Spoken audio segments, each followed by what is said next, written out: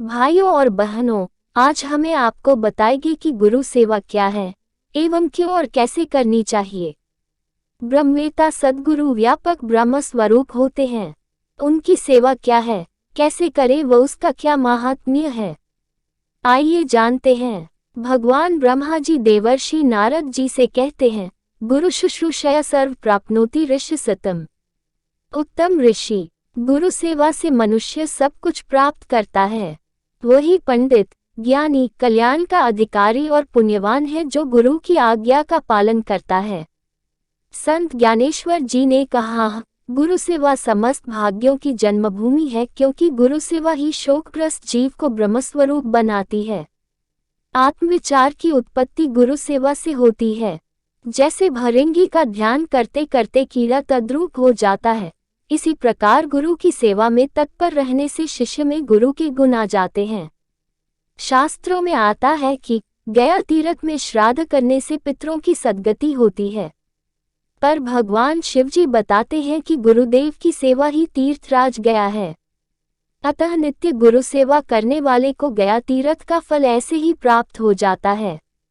उसके पितरों की सद्गति में तो शंका ही नहीं है। स्वामी मुक्तानंद जी कहते हैं, शास्त्र मार्ग पर चलने वाला तो कोई विरला ही तरता है, परंतु गुरु मार्ग से जाने वाले सब के सब तर जाते हैं। जो भगवान को ढूंढने जाता है वह भगवान को ढूंढता ही रहता है, पर जो गुरु की सेवा करता है उसको भगवान ढूंढने आते हैं कि वह कहाँ सेवा कर रहा है। भाइयों और बहनों, सुतीक्ष्ण बड़ा गुरु भक्त था। गुरु भक्ति की महिमा को समझ राम जी सुतीक्ष्ण के गुरु के साथ उसकी कुटी में उससे मिलने आए। राम जी को देख के उसे कुछ विस्मय नहीं हुआ। सद्गुरु उसके लिए भगवान राम से भी बहुत ज्यादा बड़े थे। उसने पहले सद्गुरु को ही नमन किया, फिर राम जी को। राम जी उसे सच्चा गुरु भक्त जान के बड़े प्रसन्न हो गए। भाइयों और बहनों, क्या आप जानते हैं कि गुरु सेवा का वास्तविक अर्थ क्या होता है?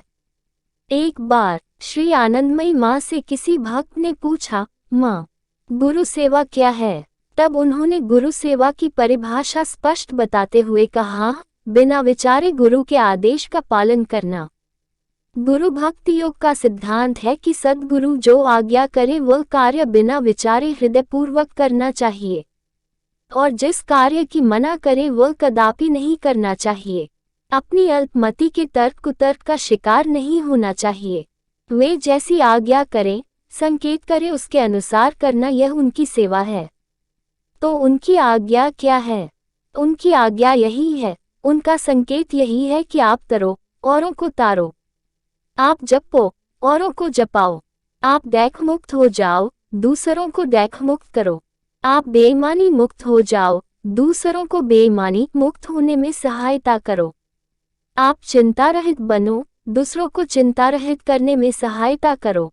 श्री रामकृष्ण को रिझाने से नरेंद्र को, तोतापुरी जी को रिझाने से रामकृष्ण को, गुरु नानक जी को रिझाने से अंगद देव जी को, विसोबा खेचर जी को रिझाने से नामदेव जी को, इनायत शाह को रिझाने से बुल्ले शाह जी को, संत रैदास जी को रिझाने से मीराबाई को, गुरु रामानंद जी को रिझाने से कबीर जी आदि को जो लाभ हुआ उसका वर्णन कैसे किया जाए। गुरु सेवा तो आत्म सेवा ही हुआ करती है। स्वामी अखंडानंद जी सरस्वती कहते हैं, एक बार हमारे सेवक ने पूछा कि स्वामी जी, हम आपके साथ रहे न रहे तो आपका काम चल जाएगा। असल में सेवा अपने कल्याण के लिए की जाती है, गुरु के कल्याण के लिए नहीं। उस सेवा से जो विशेषता उत्पन्न होती है वह गुरु में उत्पन्न नहीं होती है, वह शिष्य के अंतःकरण में उत्पन्न होती है। तो यदि शिष्य द्वारा अपने अंतःकरण की शुद्धि की दृष्टि से सेवा की जाती है तो वह उसका कल्याण करती है, और यदि गुरु का उपकार करने के लिए सेवा की जाती है तो वह शिष्य के अंतःकरण में अभिमान उत्पन्न करती है। तो सेवा अभिमान उत्पन्न न करे। इसके लिए सेवा करने के बाद अपनी एक आलोचना करो। तुम्हारे मन में क्या आया कि हमने आज बड़ी सेवा की? तो बोले कि नहीं जी, हमसे कितनी कम सेवा हुई। माने अपनी सेवा में जो न्यूनता है उस पर जब दृष्टि जाएगी तब तुम्हारा कल्याण होगा, और अपनी सेवा की अधिकता पर जब दृष्टि जाएगी तब तुम्हारा अमंगल होगा। स्वामी शिवानंद जी महाराज ने गुरु भक्ति योग में लिखा है कि जो शिष्य गुरु की सेवा करता है वह वास्तव में अपने आप की ही सेवा करता है। पूरन पोडा, संत एकनाथ जी, संत ज्ञानेश्वर जी सहजोबाई, तोटकाचार्य, संत कबीर जी, भगवत पाद साईं श्री लीलाशाह जी महाराज, पूज्य संत श्री आशाराम जी बापू तथा और भी नामी अनामी जो सत्शिष्य हो गए, उनके जीवन पर दृष्टिपात करते हैं तो पता चलता है कि उन्हें गुरु सेवा से किस अवर्णनीय लाभ, आत्मलाभ की प्राप्ति हुई है। आत्मलाभ पाकर शिष्य कृतकृत्य हो जाते हैं और जिन गुरुदेव की कृपा से उन्हें परम पद की प्राप्ति हुई है उनके प्रति उनका हृदय कृतज्ञता से भरा रहता है। गुरु भक्त सुतीक्ष्ण को जब आत्मज्ञान हो गया तब वे अपने गुरुदेव श्री अगस्त्य ऋषि से कहते हैं, भगवान, आपके असीम अनुग्रह से मैं ज्ञातव्य तत्व का भली भांति ज्ञान प्राप्त कर उसमें स्थित हूँ। हे गुरुवर, मैं कृतार्थ हो गया हूँ, आपके सम्मुख भूमि पर दंडवत पड़ा हूँ। शिष्य गुरु के उपकार से किस प्रत्युपकार द्वारा उऋण हो सकते हैं? किसी से भी नहीं हो सकते।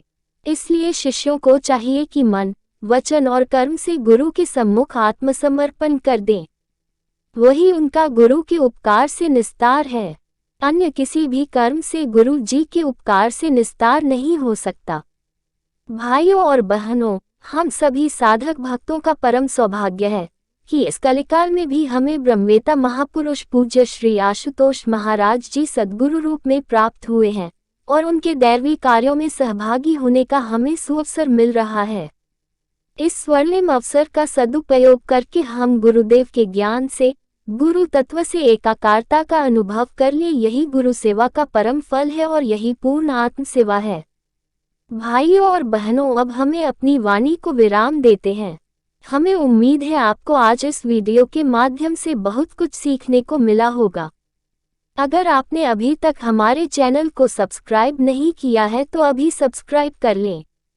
वीडियो को लाइक करें और ज़्यादा से ज़्यादा शेयर करें ताकि और लोग भी लाभ उठा सके। धन्यवाद। ओम श्री आशुतोषाय नमः।